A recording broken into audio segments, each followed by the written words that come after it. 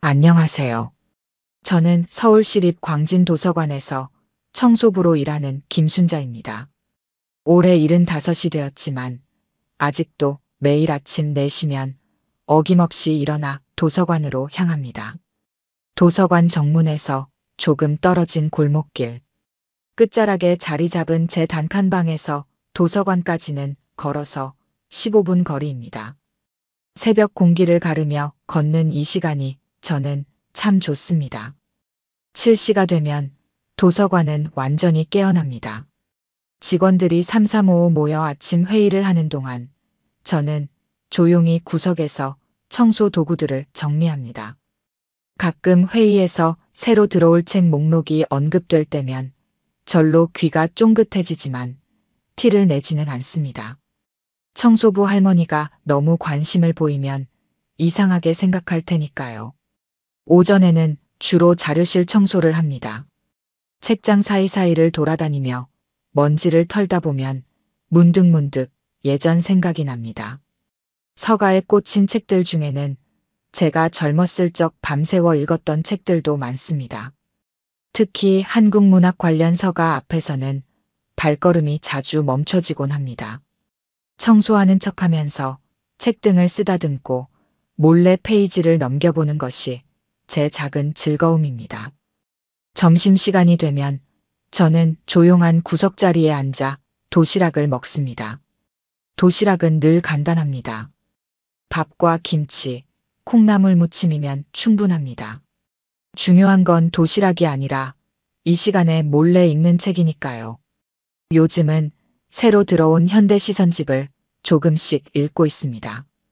젊은 시인들의 시를 읽다 보면 때로는 눈시울이 붉어지기도 합니다. 그들의 언어가 제 젊은 시절의 열정을 떠올리게 하기 때문입니다. 이야기를 계속하기 전에 구독과 좋아요 꾹 눌러주시고 매일 배달되는 사연 들어보세요. 알림 설정까지 해두시면 이야기가 올라오자마자 들으실 수 있답니다. 여러분들의 응원은 사연 제작에 정말 큰 힘이 됩니다. 오후가 되면 도서관은 더욱 분주해집니다. 학교를 마친 학생들이 쏟아져 들어오고 직장인들도 하나둘 책을 찾아옵니다. 저는 그때 이용자들의 발걸음이 많은 자리를 중심으로 청소를 합니다.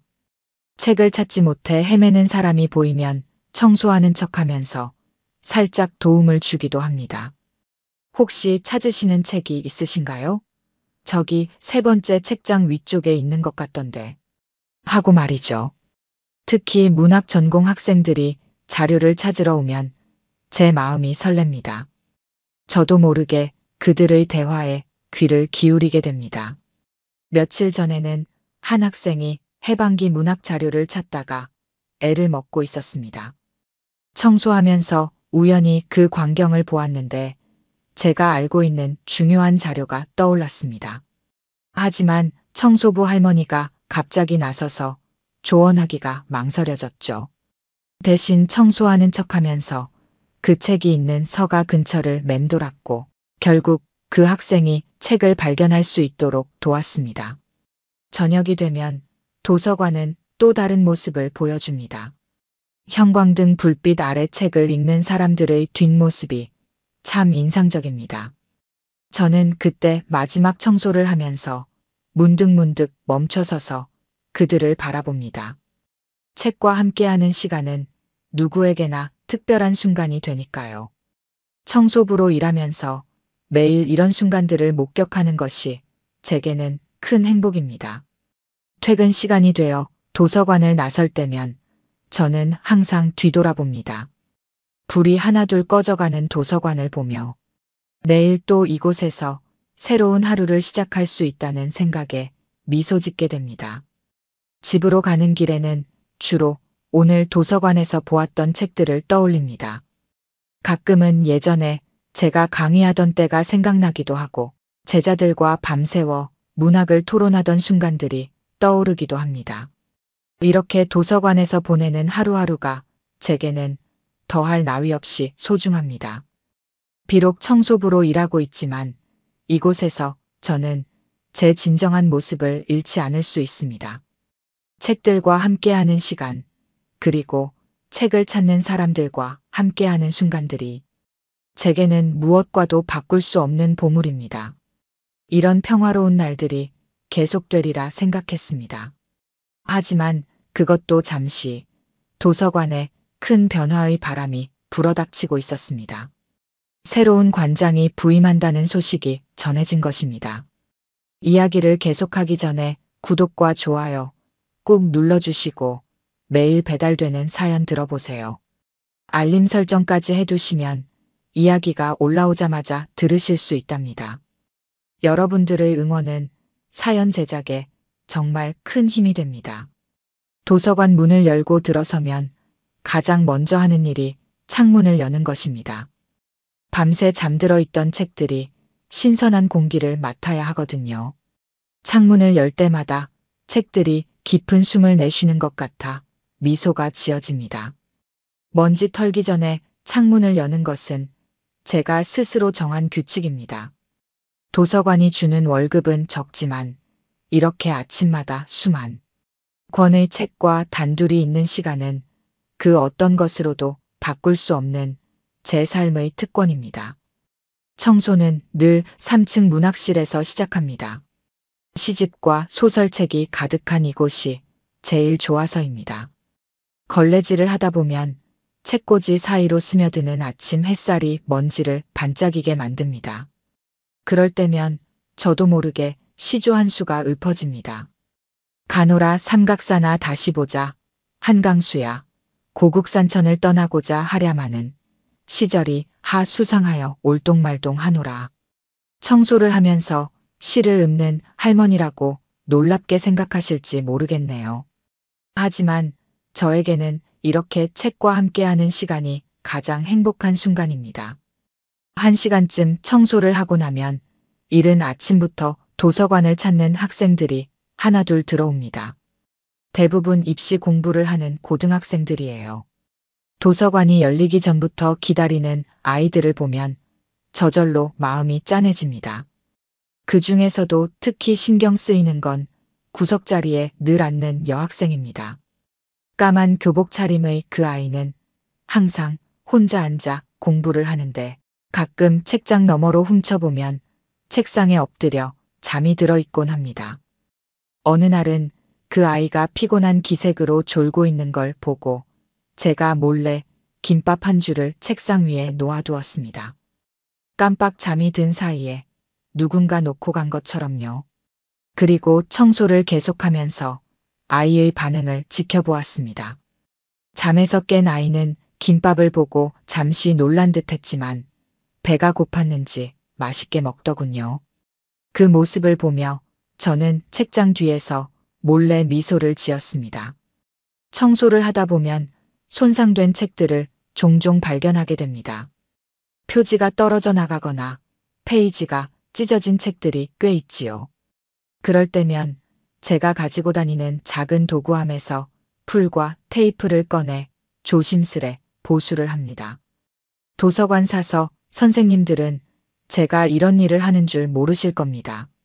하지만 저는 매일 아침 아무도 모르게 이렇게 아픈 책들을 치료해주고 있답니다. 특히 오래된 시집들을 보수할 때면 제 마음이 따뜻해집니다. 서정주의 국화 옆에서 김소월의 진달래꽃, 윤동주의 별해는 밤 같은 시들이 담긴 책들은 제가 젊었을 때부터 읽어온 오랜 벗들이니까요. 그 시절 제자들과 함께 이 시들을 읽고 토론하던 기억이 새록새록 떠오릅니다. 지금은 청소부 일을 하고 있지만 저에게는 그 시절의 기억들이 제 삶의 가장 빛나는 순간으로 남아 있습니다. 도서관을 청소하는 일은 제게 단순한 생계수단이 아닙니다.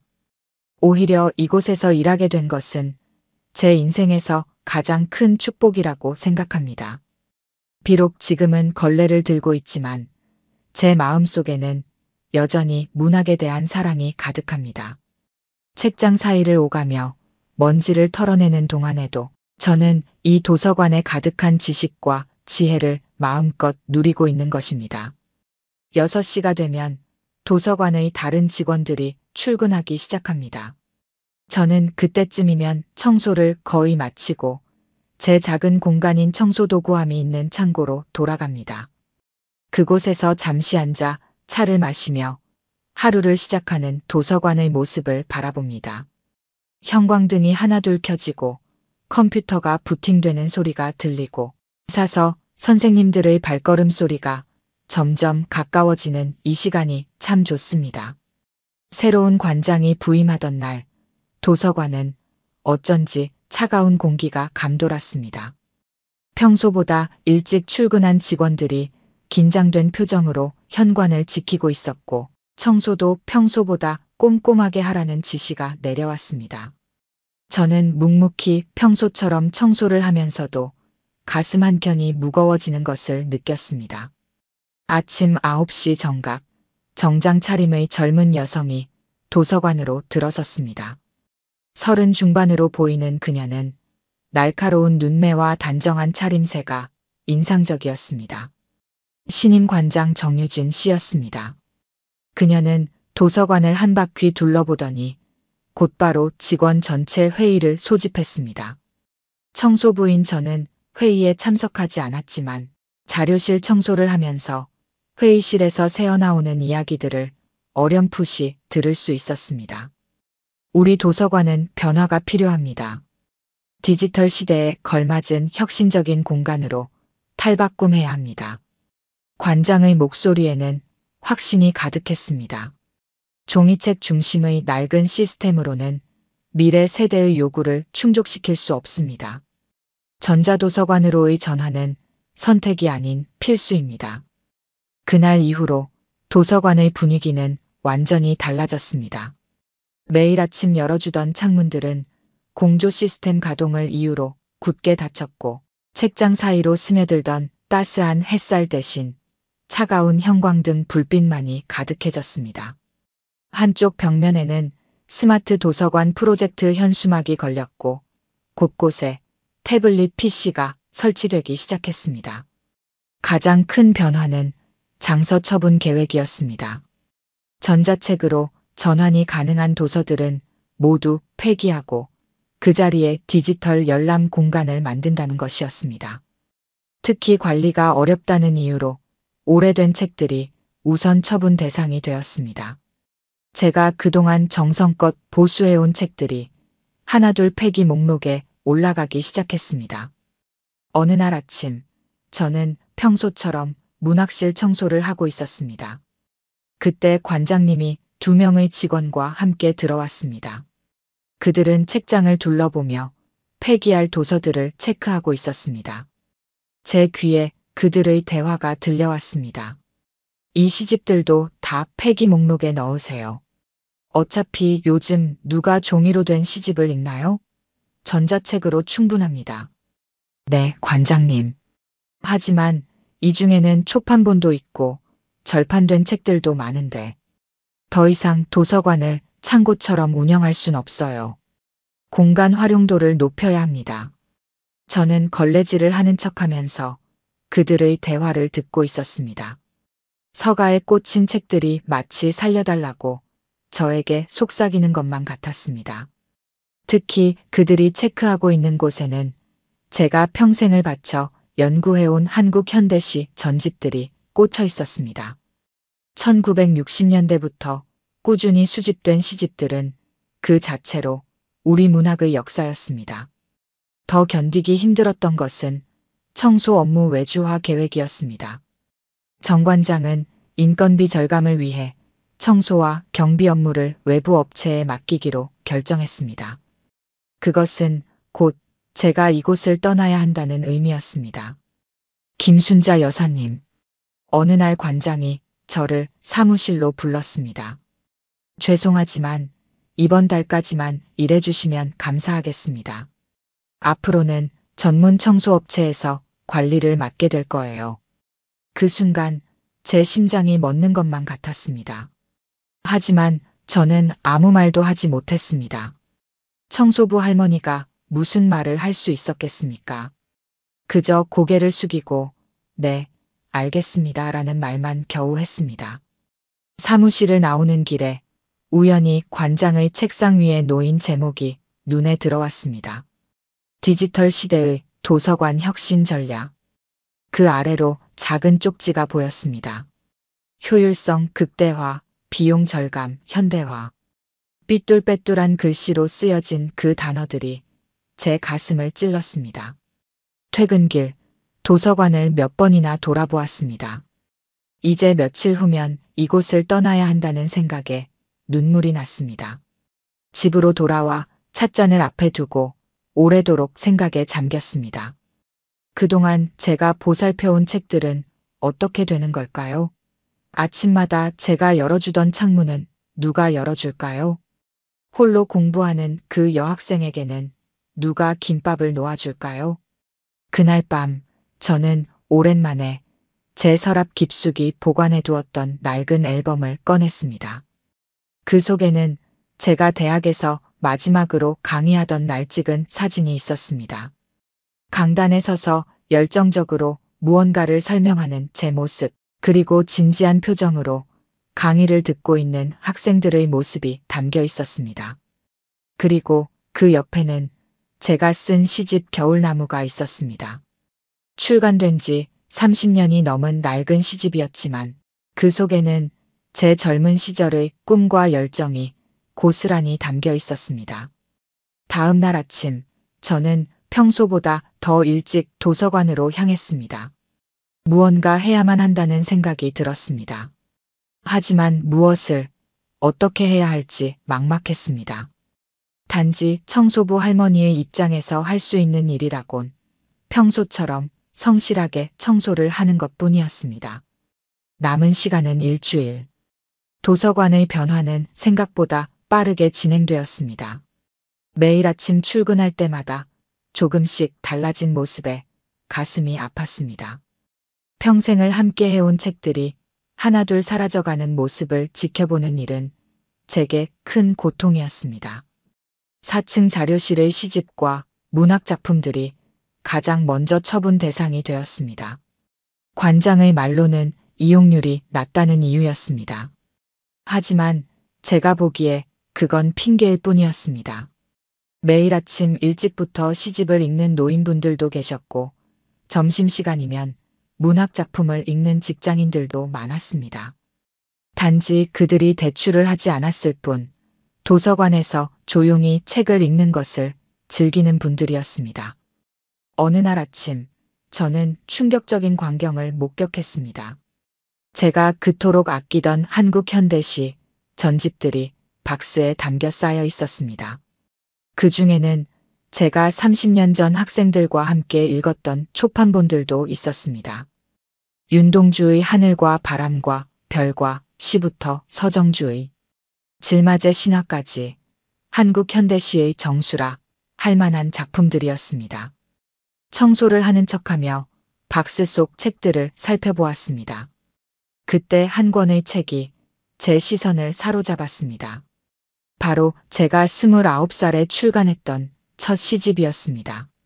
도서관이 소장하고 있었다는 사실도 몰랐는데 이렇게 폐기 목록에서 발견하게 될 줄은 더욱 예상치 못했습니다. 손이 떨렸습니다. 시집을 집어들었습니다. 먼지를 털어내고 페이지를 넘기자 옛 글씨체로 쓰여진 제 시들이 눈에 들어왔습니다. 봄날은 가고 꽃잎은 지고 그리움만 남아서 20살의 제자와 나눴던 대화가 떠올랐습니다. 교수님, 이 시는 정말 아름다워요. 제 인생을 바꾸어 놓았어요. 눈시울이 뜨거워졌습니다. 하지만 이내 발걸음 소리가 들려왔습니다. 얼른 시집을 제자리에 놓고 걸레질을 계속했습니다. 들어온 사람은 정유진 관장이었습니다. 그녀는 박스들을 훑어보더니 고개를 끄덕였습니다. 이것들 내일 아침 일찍 수거차가 온대요. 오늘 중으로 정리해 주세요. 저는 무언가 말하고 싶었습니다. 이 책들의 가치를, 이 책들이 담고 있는 우리의 역사와 문학을 지켜야 한다고 외치고 싶었습니다. 하지만 청소부 할머니의 입장에서 그런 말을 할 수는 없었습니다. 그저 네, 알겠습니다. 라고 대답할 수밖에 없었습니다. 그날 저녁 도서관이 문을 닫은 후에도 저는 자리를 떠나지 못했습니다. 청소를 더 해야 한다는 핑계를 대고 남았습니다. 폐기될 책들이 담긴 박스 앞에서 한참을 서성였습니다. 그리고 마침내 결심했습니다. 책들을 살려야 했습니다. 한 권 한 권 조심스럽게 책을 꺼내 살폈습니다. 보존 가치가 있는 책들을 골라내기 시작했습니다. 오래된 시집들, 절판된 소설들, 귀한 초판본들. 그것들을 제 카트에 옮겨 담았습니다. 청소도구함 안에 잠시 숨겨두었다가 내일 아침 일찍 가지고 나가려는 계획이었습니다. 하지만 그때였습니다. 무슨 일이시죠? 뒤에서 들려온 목소리에 저는 그대로 얼어붙었습니다. 관장이었습니다. 늦은 시간까지 서류 작업을 하다가 퇴근하려는 참이었나 봅니다. 카트에 담긴 책들이 그녀의 눈에 들어왔습니다. 이게 무슨... 관장의 목소리가 차갑게 변했습니다. 폐기 대상 도서를 무단으로 반출하려 하신 건가요? 순간 온몸에 식은땀이 흘렀습니다. 무슨 말을 해야 할지, 어떻게 해명을 해야 할지 머릿속이 하얘졌습니다. 그때 카트에서 한 권의 책이 바닥으로 떨어졌습니다. 제 시집이었습니다. 관장이 책을 집어들었습니다. 표지를 보던 그녀의 눈이 커졌습니다. 저자 이름을 확인하고는 저를 바라보았습니다. 그리고 다시 책을 보았습니다. 잠깐만요. 그녀의 목소리가 떨렸습니다. 이 책의 저자, 김순자 교수님, 혹시 선생님? 저는 더 이상 숨길 수 없었습니다. 고개를 들어 그녀를 바라보았습니다. 제 눈에서는 눈물이 흘러내리고 있었습니다. 정적이 흘렀습니다. 관장의 손에 들린 제 시집이 희미한 형광등 불빛 아래서 반짝였습니다. 한동안 아무도 말을 하지 못했습니다. 마침내 관장이 입을 열었습니다. 정말 김순자 교수님이신가요? 서울대 국문과의 그 김순자 교수님이. 저는 천천히 고개를 끄덕였습니다. 이제 더 이상 숨길 이유가 없었습니다. 그럼 왜 청소부로? 관장의 목소리가 떨렸습니다. 책이 그리웠습니다. 제가 조용히 대답했습니다. 은퇴하고 나서 책과 멀어지는 게 너무 힘들었어요. 그래서 도서관에서 일하고 싶었습니다. 관장은 한동안 말을 잇지 못했습니다. 그러다 문득 무언가 기억난 듯 눈을 크게 떴습니다. 혹시 겨울나무의 저자이신가요? 이번에는 제가 놀랄 차례였습니다. 30년도 더 된 제 시집을 그녀가 알고 있다니. 그 시집, 제가 대학교 1학년 때 읽었던 책입니다. 마지막 겨울나무처럼 나는 여기 서 있습니다. 그 시구를 읽고 저는 문학도의 길을 결심했습니다. 관장의 눈시울이 붉어졌습니다. 그녀는 주머니에서 손수건을 꺼내 눈가를 닦았습니다. 대학원에서 현대시를 전공하려고 했어요. 교수님의 논문들을 모두 읽었습니다. 하지만 현실은 녹록지 않았죠. 취업난에 시달리다가 결국 행정직으로 방향을 바꿨습니다. 그리고 지금은 그녀의 말끝이 흐려졌습니다. 저는 처음으로 그녀의 눈에서 진심을 보았습니다. 차가운 관리자의 얼굴 뒤에 숨어있던 젊은 문학도의 모습을. 앉으시죠, 교수님. 관장이 조심스럽게 말했습니다. 차라도 한잔하면서 이야기 나누고 싶습니다. 그렇게 우리는 관장실에서 마주 앉았습니다. 늦은 밤, 도서관은 이미 깊은 침묵에 잠겨 있었습니다. 창밖으로 보이는 도시의 불빛들이 별처럼 반짝였습니다. 사실 저도 많이 고민했습니다. 관장이 차를 따르며 말했습니다. 디지털화가 시대의 흐름이라고 하지만 종이책이 주는 특별한 가치가 있다는 걸 저도 압니다. 하지만 예산은 제한되어 있고 시에서는 성과를 요구하고 책임자로서 선택을 해야만 했습니다. 저는 그녀의 말을 조용히 들었습니다. 그녀의 고민이 이해되었습니다. 저도 한때 학과장으로서 비슷한 선택의 순간들을 겪었으니까요. 책들을 보수하신 분이 교수님이셨군요. 관장이 깊은 감동에 빠진 듯 말했습니다. 직원들 사이에서 소문이 있었어요. 누군가 밤중에 책들을 고쳐준다고. 대화는 자연스럽게 도서관의 미래로 이어졌습니다. 우리는 밤늦도록 이야기를 나눴습니다. 디지털화의 필요성과 종이책의 가치, 그 사이에서 우리가 찾아야 할 균형에 대해 진지하게 토론했습니다. 교수님, 자정이 가까워올 무렵 관장이 진지한 표정으로 말했습니다. 부탁이 있습니다. 저희 도서관의 자문위원이 되어주시면 안 될까요? 공식적인 직함과 함께 말입니다. 청소부가 아닌 도서관의 원로 자문위원으로서 저는 잠시 망설였습니다. 하지만 그녀의 눈에서 진정성이 느껴졌습니다. 한 가지 조건이 있습니다. 제가 말했습니다. 아침 청소는 계속하게 해주세요. 책들과 함께하는 그 시간을 저는 놓치고 싶지 않습니다. 관장은 깊이 고개를 숙였습니다. 그녀의 눈가에 다시 눈물이 고였습니다. 그날 밤 도서관의 어둠 속에서 우리는 새로운 희망을 보았습니다. 오래된 것과 새로운 것이 조화를 이루는 미래의 모습을. 그리고 그 모습은 생각보다 훨씬 아름다웠습니다. 그로부터 한 달이 지났습니다. 도서관은 조금씩 변화하고 있었습니다. 여전히 저는 매일 아침 4시에 일어나 도서관으로 향합니다. 달라진 점이 있다면 이제는 청소부 김순자가 아닌 자문위원 김순자 교수로서 도서관을 걷는다는 것입니다. 아침 청소를 마치고 나면 저는 이제 문학실에서 작은 강의를 엽니다. 아침의 시 교실이라는 이름으로 시작한 이 모임에는 매일 10여 명의 사람들이 찾아옵니다.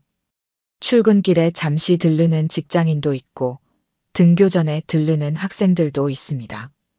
우리는 함께 시를 읽고 시가 전하는 아름다움에 대해 이야기를 나눕니다. 김 교수님, 우리 도서관의 디지털화 사업에 교수님의 지혜가 필요합니다. 오래된 책들을 단순히 버리는 게 아니라 보존할 가치가 있는 책들은 디지털화하면서도 실물을 보관하는 방향으로 가고 싶습니다. 저는 기쁜 마음으로 그 제안을 받아들였습니다. 이제 도서관의 한쪽에는 한국문학특별보관실이 만들어지고 있습니다. 귀중한 초판본들과 절판된 작품들이 그곳에서 새로운 보금자리를 찾게 될 것입니다. 디지털화 작업은 진행하되 원본은 특별보관실에서 소중히 보관하기로 했습니다. 젊은 사서들과 함께 일하는 시간도 즐겁습니다. 그들은 제가 가진 오래된 지식에 귀 기울여 주었고 저는 그들에게서 새로운 기술을 배웠습니다. 도서 검색 시스템을 다루는 법을 배우면서 느끼는 설렘이 마치 제가 다시 학생이 된 것만 같았습니다. 특별히 기쁜 일은 제가 매일 아침 보살펴주던 그 여학생의 변화입니다. 어느 날 제가 시 교실을 마치고 나올 때 그 아이가 저를 기다리고 있었습니다. 저기 선생님. 수줍은 목소리로 말을 걸어왔습니다. 매일 아침 김밥을 놓아주시던 분이 선생님이셨죠? 저는 살짝 당황했지만 미소를 지으며 고개를 끄덕였습니다. 감사합니다. 그 아이의 눈에 눈물이 고였습니다. 사실 저희 집이 많이 어려워서 아침도 제대로 못 먹고 나올 때가 많았거든요. 선생님이 놓아주신 김밥 덕분에 힘을 내서 공부할 수 있었어요. 그 아이는 이제 우리 시 교실의 단골이 되었습니다. 얼마 전에는 자신이 쓴 시를 조심스레 보여주었는데 그 안에는 놀라운 재능이 숨어 있었습니다. 도서관의 디지털화 작업도 천천히 진행되고 있습니다. 태블릿으로 책을 읽을 수 있는 공간이 생기고 온라인으로 자료를 검색하는 것이 더욱 편리해졌습니다. 하지만 그것이 종이책을 대체하는 것이 아니라 보완하는 방향으로 나아가고 있다는 점이 중요합니다. 교수님 덕분입니다. 어느 날 정관장이 말했습니다.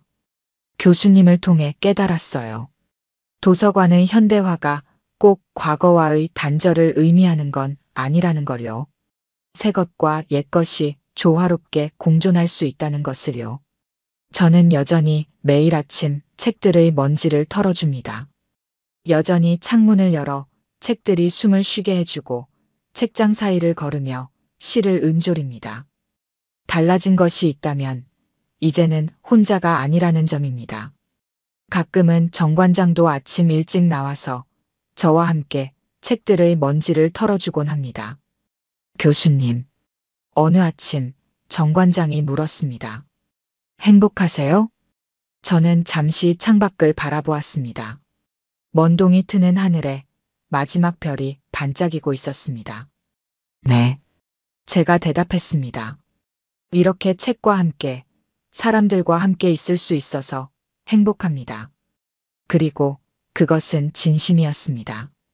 도서관은 이제 단순한 책의 보관소가 아닙니다. 세대와 세대를 잇는 다리가 되었고, 전통과 현대가 만나는 공간이 되었습니다. 매일 아침 도서관으로 향하는 발걸음이 그 어느 때보다도 가벼워졌습니다. 오늘 들려드린 이야기가 여러분의 마음에 작은 울림이 되었기를 바랍니다. 아까 깜빡하신 분들이 계셨다면 좋아요와 구독 부탁드려요. 다음 사연을 들려드리는데 큰 힘이 된답니다. 그리고 여러분의 이야기도 댓글로 들려주세요. 다음 이야기 때 또 뵙겠습니다.